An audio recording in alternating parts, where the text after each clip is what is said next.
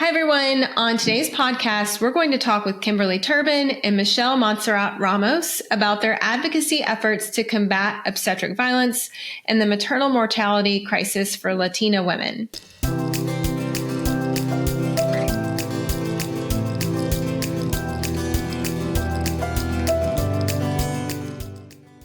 Hi, everyone, and welcome to today's episode of the EBB podcast.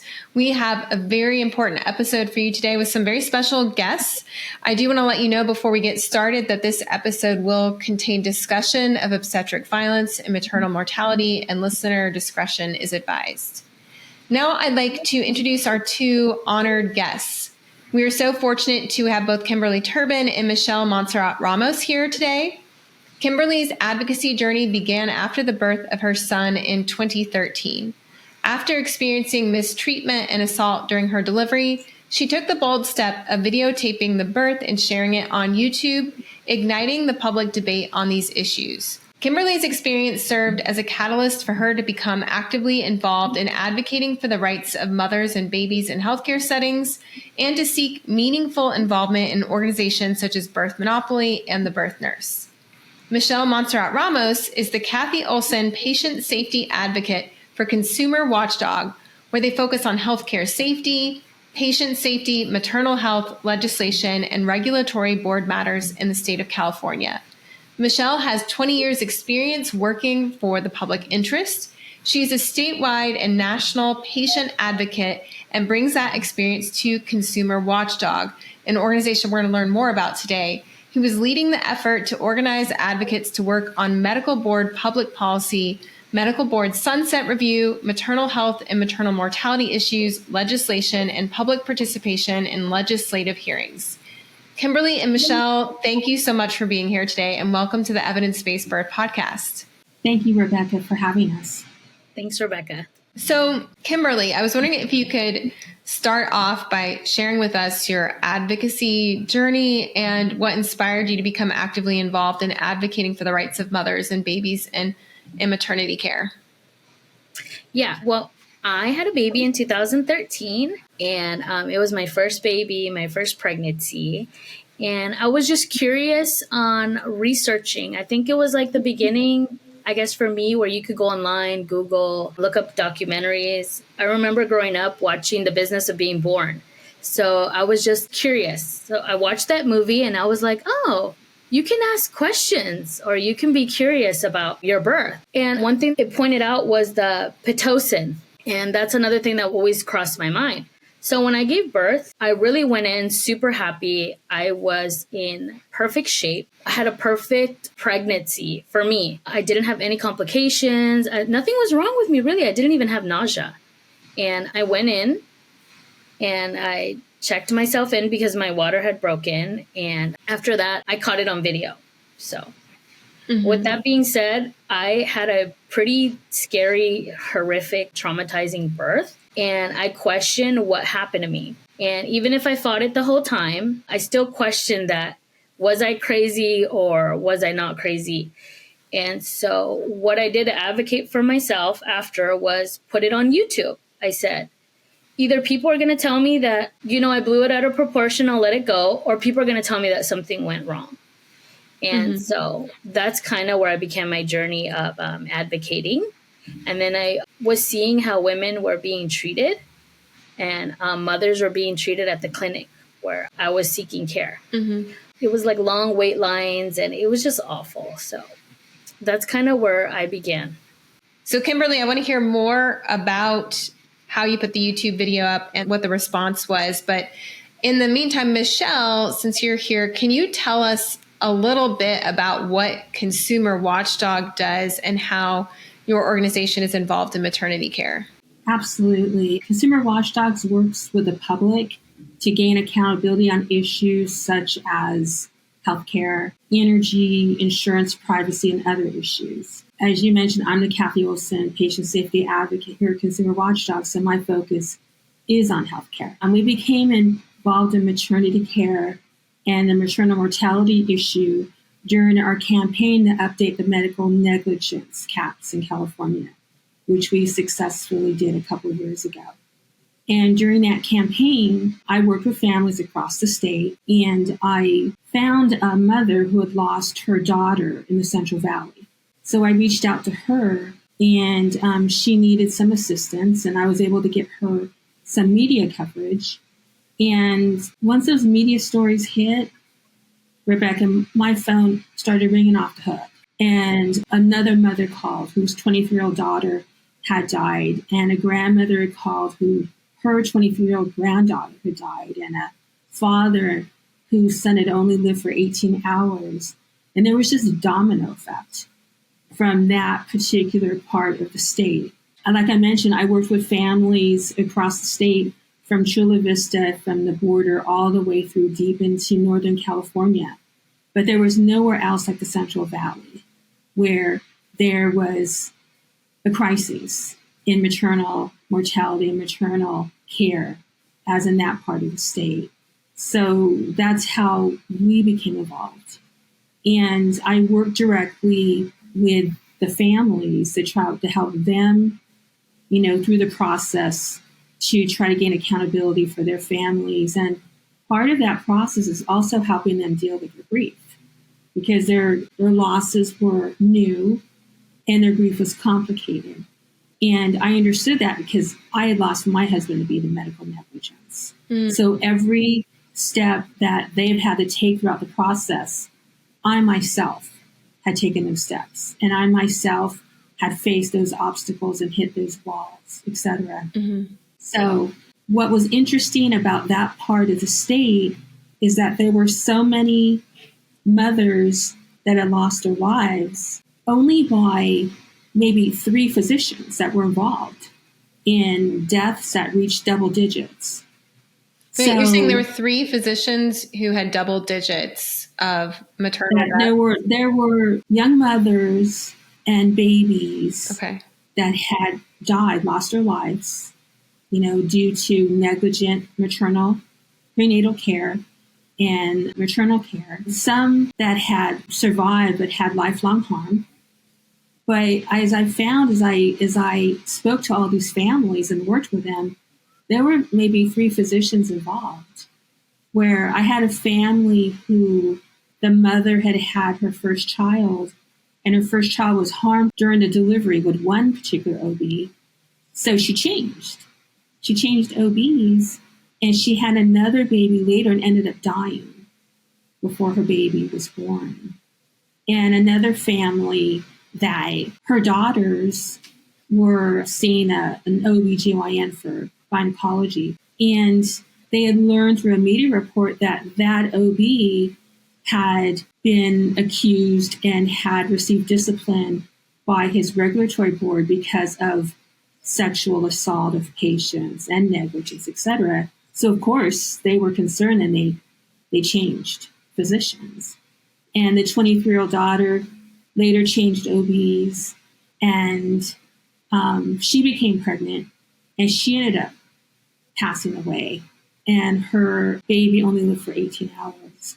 So it was such a crisis situation because you had families that were interlinked between 3 physicians. So I decided when one particular family, one of the physicians had been accused of being linked to mothers and babies' deaths for 25 years, and he was still practicing. And so one family that had reached out to me, they had been promised that this time that the physician involved would go all the way to administrative law judge hearing for possible revocation. But just before that occurred, the regulatory board settled with the physician, and he received probation again. And he'd already received probation before for the deaths of 2 babies and license suspension for the deaths of 2 mothers. And with this 23-year-old mother, again, he received probation. So I had other families that also had lost their daughters and children, and the care was linked to the same physician. So I decided we couldn't keep doing the same thing and expect a different outcome. So I actually organized a campaign in the Central Valley called Bakersfield Families Call to Action.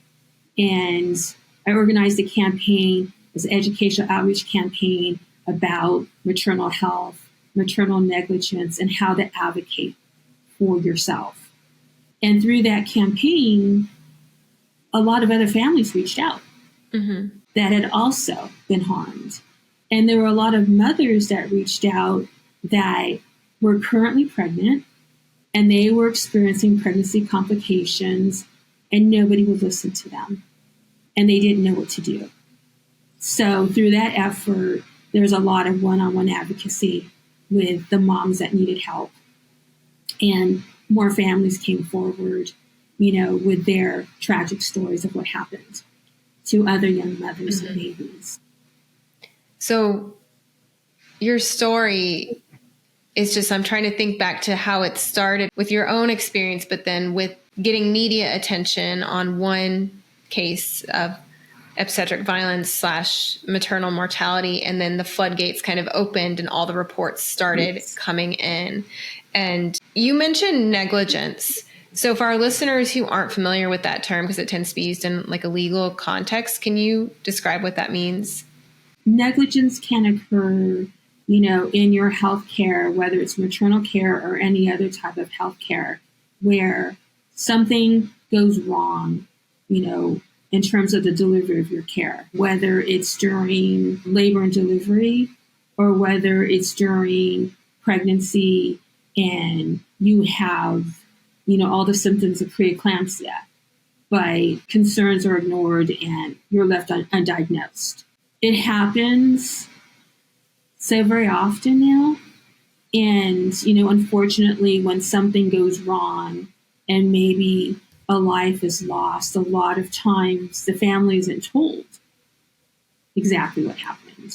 They just know that, they went to the hospital for the happiest moment of a young mother's life, and they left that hospital without their daughter, without the young mother, or without the baby. Kimberly, you were also an example of someone who had a lot of media attention, which I think took a concerted effort, because your YouTube video got a lot of attention, but then with the help of others advocating with you, you got more national media attention around your story. What was the reaction to your story? Because I know you were saying when you were talking about when you were in the middle of experiencing obstetric violence, you thought, am I crazy? It was a very gaslighting experience where you weren't sure what was happening to you. What was the response and how did that make you feel? Yeah, the response online was a lot of mothers on different stages of life were responding with saying that happened to me and I was told the same thing. I was told 20 years ago that I was crazy or that I was exaggerating. And I even learned about really mean terms like the husband stitch. Well, we could just sew you back up and things like that. So I think with my video, it just kind of proved to a lot of women that this is a real thing and this really did happen and I was harmed and that they were harmed too. A lot of these stories and a lot of things, even if you go back and read the comments 10 years back, it's validating that their feelings, that what they felt at that time, it really did happen. And it's something that just doesn't go away. So I had those stories and those were some of the comments that I remember back then. And then I think some people also saw that I had a baby and that my baby came out okay. So why am I complaining? And that I'm fine. But the reality is that I wasn't fine, because we fast forward to around 2020. And then in the media, I thought this was just an obstetric violence problem among people giving birth. I didn't realize when I started reading stories that mothers were actually dying is when I took it a step further with advocating. And that's when I met Michele. And, I cried to her on the phone. I said, I cannot believe these mothers are dying. I was reading news left and right about mothers dying. And it just bothered me. So I joined this advocacy group called Consumer Watchdog that she's a part of. And I haven't left since. Yeah. You mentioned it seems there's this link between obstetric violence and maternal mortality. And Michele, with your experience in patient advocacy, can you talk a little bit about how this is impacting Latina women, particularly in California? it's definitely impacting Latina women and Latina mothers, especially in the area that I spoke of, in the area that because we had found so many families that come forward, we decided to focus on that part of the state. Part of the problem is that the state is focusing on 5% of mothers. And, the state has done a really good job of providing resources and funding where there's committees in every county of the state and there's some programming in every county of the state. But we've continued to see the maternal mortality crises. The numbers are increasing. They're not decreasing. And one of the reasons why we feel that's the case is because 50% of the birthing population in California are being ignored. They're not included in those resources, in those committees. And we feel that the only way that we can begin to address this issue is by including a larger percent of the birthing population. One of the problems that Latinas face in California is that many of moms have Medi-Cal. They don't have private insurance. And many times they don't have private insurance because their employers don't offer private insurance. And Latinas, have the lowest pay range of the majority of all men and the majority of women of different ethnicities as well. And every family that I've worked with has been a Medi-Cal family. And with Medi-Cal, a lot of the moms are going to clinics. And what I've seen is that a lot of the moms are not regularly seeing their OB. They're being seen by nurse practitioners and other healthcare professionals.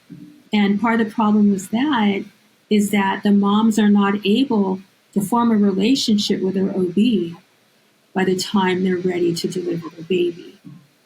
Some moms have seen their OB maybe twice during their prenatal care.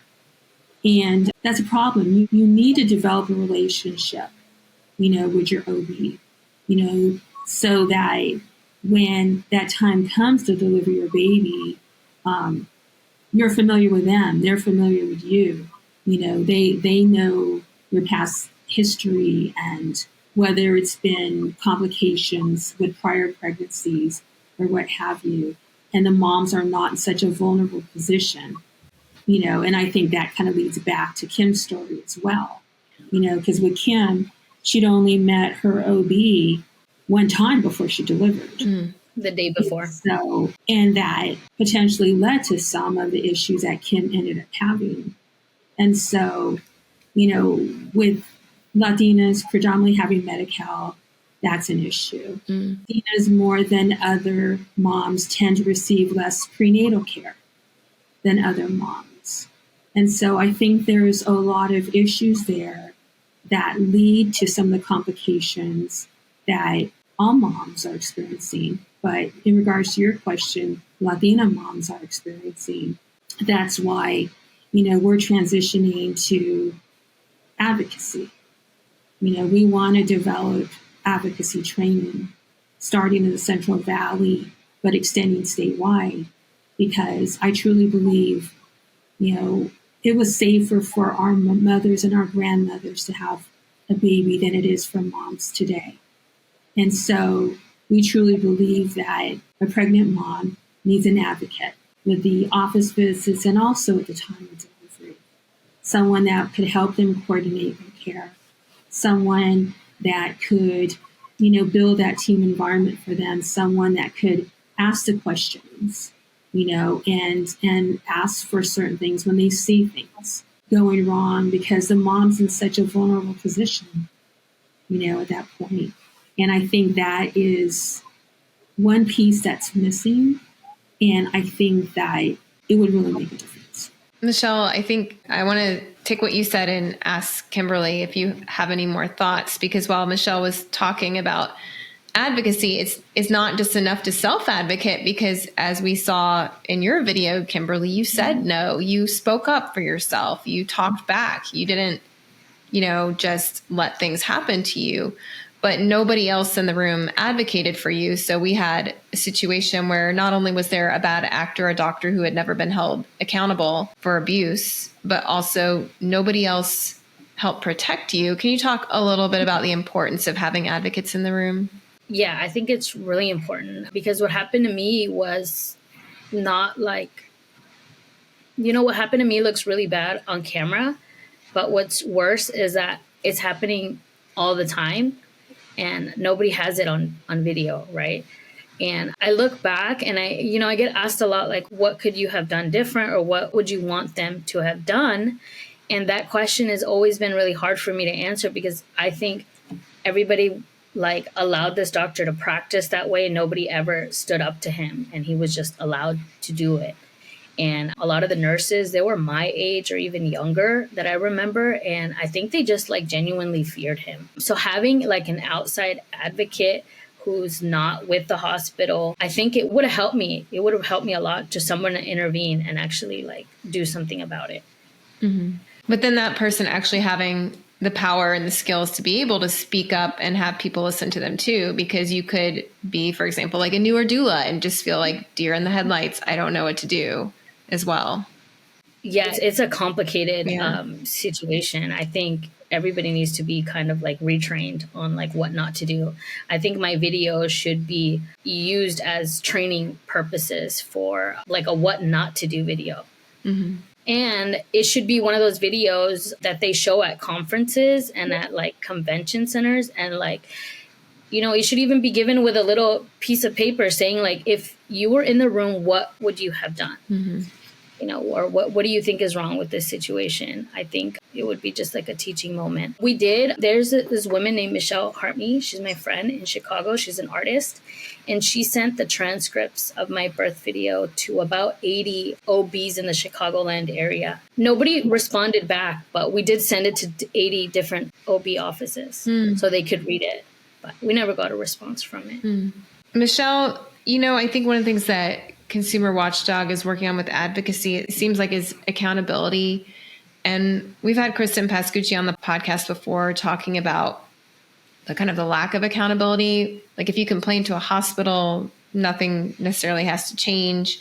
You can complain to a medical board and they can just ignore if they feel like it. What are some of the solutions that you see for creating more accountability so that there's actual like rules that you can't do this, and then if you do it, you get punished?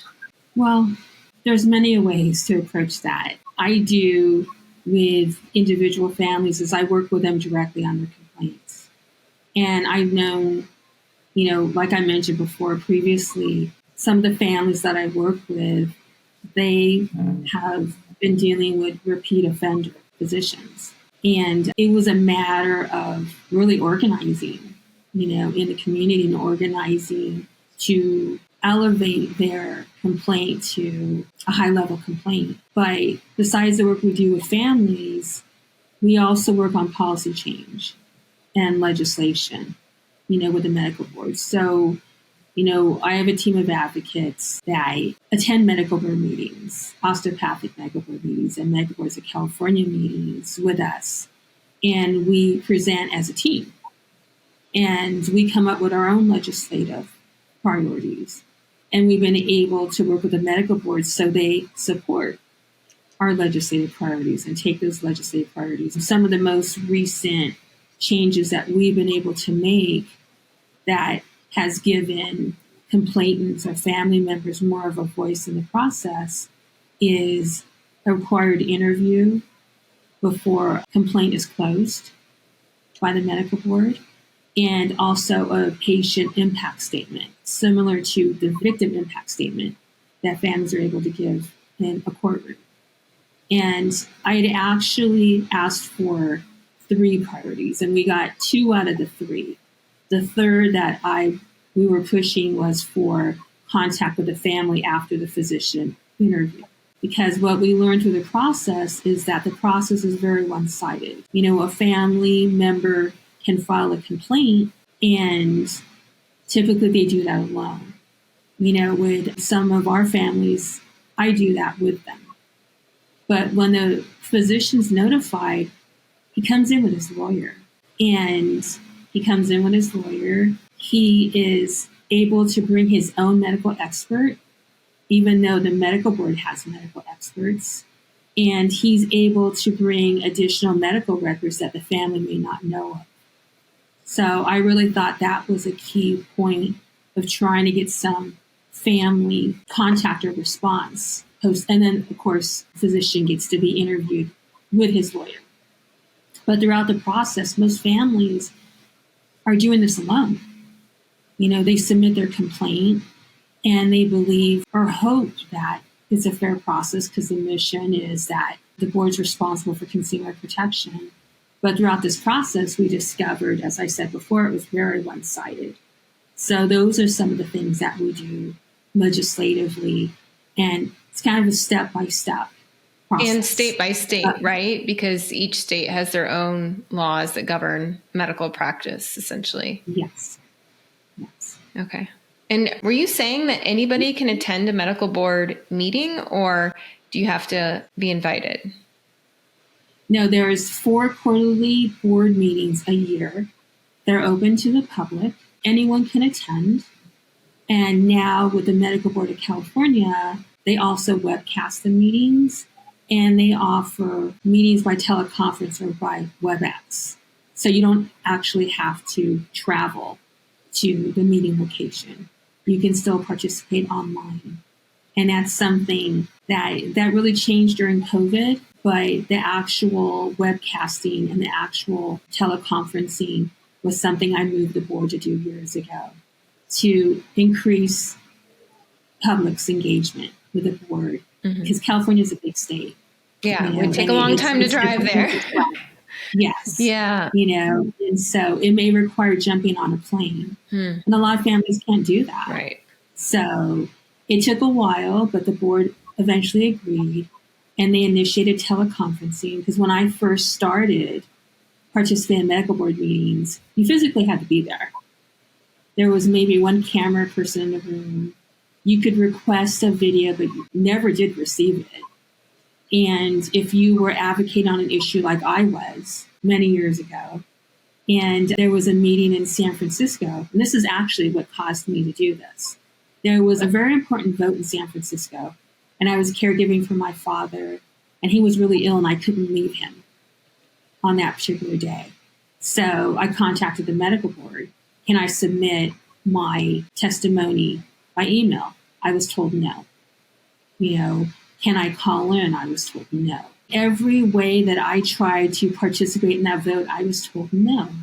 So I knew at that point that I filed it away, and at a later date, I would have to approach that issue. And like I mentioned, it took a while, but we did get teleconferencing out of it. So the outcome is any Californian can participate in any public board meeting by WebEx or by teleconference. They're webcast, and all the meetings, if you're not able to participate on that day, you can go on YouTube and you can look at past medical board meetings. That's really good to know. It's also encouraging to hear that groups like the Consumer Watchdog are out there attending those meetings, trying to literally do what your name. That's super encouraging. Kimberly, we didn't really talk a lot about accountability for the obstetric violence you experienced. Did you feel like you got some measure of accountability either from the state or from the legal system? And if so, how did you do that? That's a hard question. So just talking a little bit about my process with the Medical Board of California, I did submit a complaint. What they did was they called me and they just said, wow, that's really messed up. It was 2 gentlemen. And they told me a little bit about how their wives' births happen and how mine was really bad, because I was able to submit a CD and show them what actually happened to me. What they did with mine was they allowed the doctor to surrender his license. They gave him a choice. And he did that. He surrendered his license to the medical board.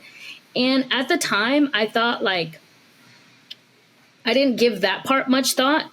But I said, okay, at least I got the doctor not practicing anymore. I did that. I had a team of advocates with me at the time too. I still submitted my complaint and everything. And I was just glad because at the time I had met Dr. Abazi just the day before at a clinic. And like Michele mentioned, I only saw nurse practitioners the whole time. So, I was able to get him off, from practicing. And then later I did find out that he was fired from the clinic, and then he was suspended at the hospital that I met him at too. Mm-hmm. They said that they couldn't tell me why, though. I still don't know why to this day. There was no transparency with what happened for you. No. And when I did meet with the hospital too, and I submitted my complaint to them, they said, honestly, just sue him. I said, I don't want to sue him. I just want you guys to not let him do this to anybody else. This wasn't about a lawsuit at the time. And that was a part of my comments too. Like, oh, you just want to sue somebody? It was 80 lawyers told me no, because the baby was fine. Mm-hmm. So that was a hard process too. Mm-hmm. So with accountability, the only thing I was able to do was get him to stop practicing. Mm-hmm. And I did sue him for assault and battery. Mm-hmm. I chose to do that because that's what it was. And I really wanted to stick to what it was, which it was an assault. Mm-hmm. So I didn't want to pursue it as like negligence or like, I just wanted to really set that precedence. And I think I did that. Mm-hmm. Yeah, you definitely did. Kimberly, when you talk with other new mothers, particularly Latina mothers, who might be concerned about experiencing mistreatment, obstetric violence, or even, mortality, facing that in birth, what advice do you give them, or what words of wisdom? New mothers is really hard. It's 50-50 for me. I want to let them know. What I do is I ask them, like, how are they doing, or how do they feel? Do they have any questions about birth? And then I kind of go in with, did you know that you can change doctors? Do you know that if you don't like your doctor, you could change them? Did you know, like, that you can ask more questions, or that you could tell people no? And a lot of times they think that you can't. That's my experience. But when I think of a new mom, it's I guess because we work in this type of stuff, the last thing I want a new mom to see is my video, because it's so like horrible. But it really depends on how I met that mom, and how that one's hard. That's a hard question. It's like you're trying to protect them from building more fear, but you also don't want them to go into it with, not knowing what they could be up against. The advice I do give, though, is get to know your doctor. Go with somebody that, I want to say, like a recommendation, right? Like if someone had this doctor and they recommended and they had him before and they really liked the way they were treated, pursue somebody like that versus somebody that you absolutely don't know. Mm-hmm. And so that's some advice that I could give, but it really depends. A lot of this people that I meet is after something has happened, sadly, but it's 50-50. It just changes. When I did work, a lot of expecting mothers at my jobs, they would ask me questions. I was like the go-to person. So that was kind of cool. Mm-hmm. So, yeah. Knowing and trusting who your provider is important. Yeah. And Michele, it was really eye-opening when you were talking about how many moms on Medi-Cal, which you said is like more than 50%, they're just seeing a random provider every time, and they don't even have a chance to meet who might be at the birth. And Michele, something you said earlier stuck out at me about the repeat offenders. And like Kimberly, you had a video of what Dr. Abazi did to you and how he assaulted you. But it's possible, I would say likely, that maybe he was doing obstetric violence, plenty of other times. It was never caught on video. Nobody reported it. But if it was reported, Michele, is there a way to like look up your doctor or, nurse midwife or whoever your provider is to see if they have any prior offenses, or are those things not on their record? How does it work? In California, the first place, and this is what I usually advise families when I meet them, the first place is to go to your regulatory board. The regulatory board for your state? The Medical Board of California, the Osteopathic Board of California, Board of Registered Nursing, and look up your provider. Look up your provider and see what the medical information the medical board provides. Unfortunately, because of legislation and medical associations' influence on legislation, not everything is available. For instance, judgments, past judgments. In California, if you go onto your medical board website and you see one judgment, that a physician has received, that actually means that there's 3 other judgments out there. So that's actually the 4th judgment, not the first. What I also advise families to do is to go to their Superior Court website and do a civil index search and a criminal index search on their physician's name to see how many other families try to file a lawsuit on the civil index and if there are any issues criminally with the provider. And that gives you a little more information in order for you to make the best decision possible. I also encourage families when a lot of times you don't have the choice in terms of the hospital that you're going to deliver. It's based on, your provider and where they have privileges.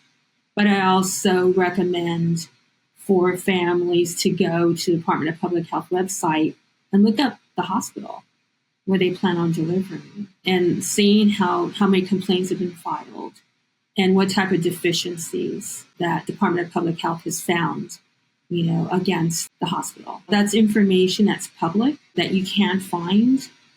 And it's really important.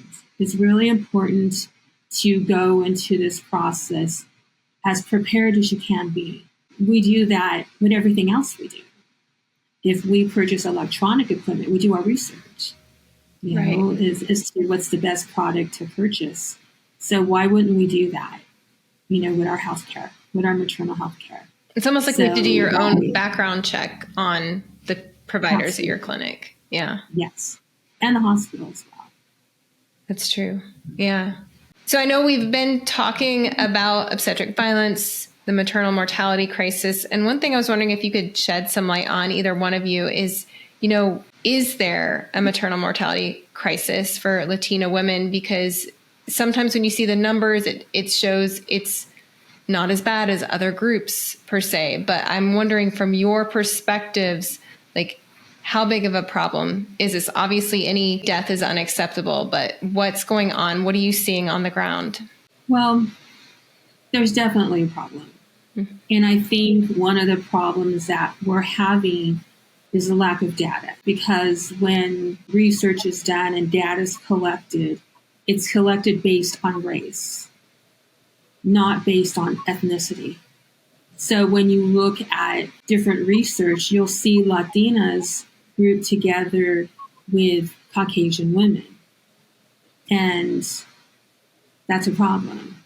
And I believe that if, more entities did research based on ethnicity, the numbers would change. Just in terms of the data we get from the Department of Public Health, it shows that the maternal mortality crisis is greatest in the Central Valley. Initially, when we first started work on this issue, it was the South Central Valley. It's moving further into the North Central Valley now. But that's agricultural community. There's a large percentage of Latinas that live in those communities. Another issue that we're dealing with legislatively is the maternity care deserts in California, where a lot of hospitals are closing their labor and delivery units. And all they have to do is just put a notice up on the website that their labor and delivery units are closed. And some may make suggestions as to where a pregnant mom may find other resources. There is one particular hospital that they just closed their labor and delivery unit in March. And when I went to the website, their referrals were 86 and 113 miles away from the hospital. And when I read, there's legislation that we're supporting that's starting to look into, that's requiring community impact assessments, and it's requiring public notification, and it's requiring the hospital to actually hold a community meeting to alert families that their labor and delivery unit is closing and where their closest resources are. But, it's not just a matter of traveling 86 miles or 113 miles to deliver your baby. There are no longer OBs at that hospital. Yes, you can go to the emergency room, but if you're experiencing complications, it's not going to be an OB there. Mm-hmm. So you're going to have to travel that far. And in the analysis, the bill analysis literally states that where these hospitals are closing their labor and delivery units is primarily in rural areas in California and in underrepresented areas in California, and greatly impacts Latinas more than anyone else in the state. There has been 46 labor and delivery units closed in California. Wow. But there's been, multiple units since then that are currently closing right now.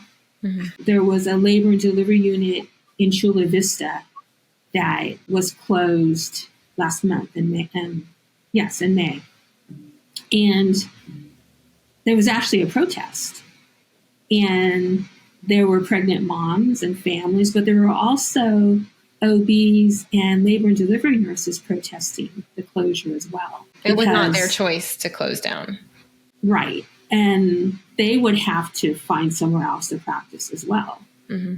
And they called on, this is before the legislation was introduced, they called on the Department of Public Health to conduct a community impact assessment, in order to determine the closest maternity care resources for that community. And the Department of Public Health declined. And so that's kind of where the legislation, came from. But it got to a point where providers were protesting alongside pregnant mothers in San Diego, because in that situation, those mothers were going to have to travel very far as well to receive maternity care. But like I mentioned, in the bill analysis, it specifically states that of all communities mostly impacted by these maternity care deserts, it's Latinas in California. Mm-hmm. Kimberly, any words you want to share?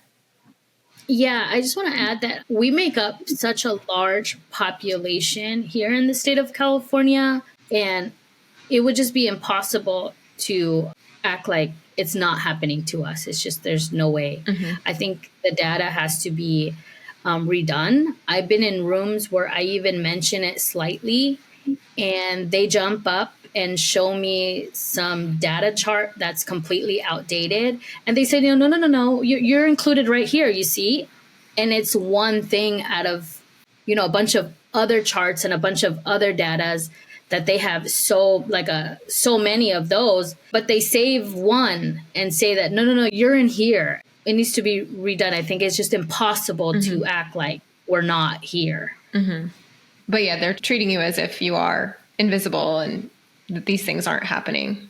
It feels really invisible. And when obstetric violence happened to me at the time, my initial reaction was, oh my God, this is happening to all the mothers here that don't speak English. They're not from this country mm-hmm. that I met at this clinic.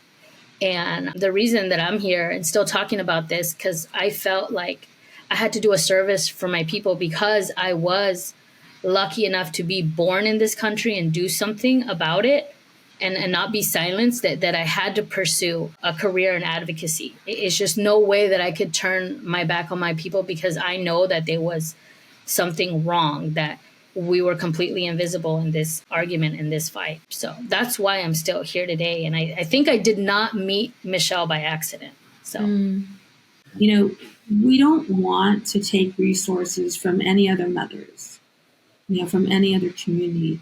We've spent the past 5 years working on this issue, working on these crises, not seeing the numbers increase instead of decrease.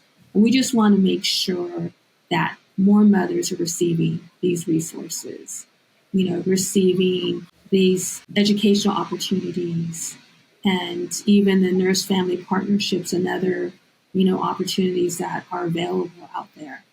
So, and we feel that if more mothers are included, in the narrative and in the process, that we'll start to see a change in the numbers. And that's really what we want. Mm-hmm.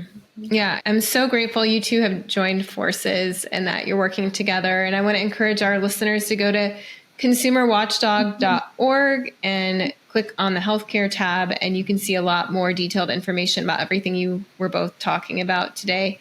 Are there any other resources or anything else you want to share with our listeners?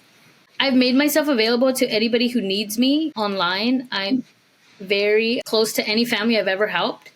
To me, when I help a family in need with advocacy, you're not just a headline on a story that I repost on Instagram or Facebook.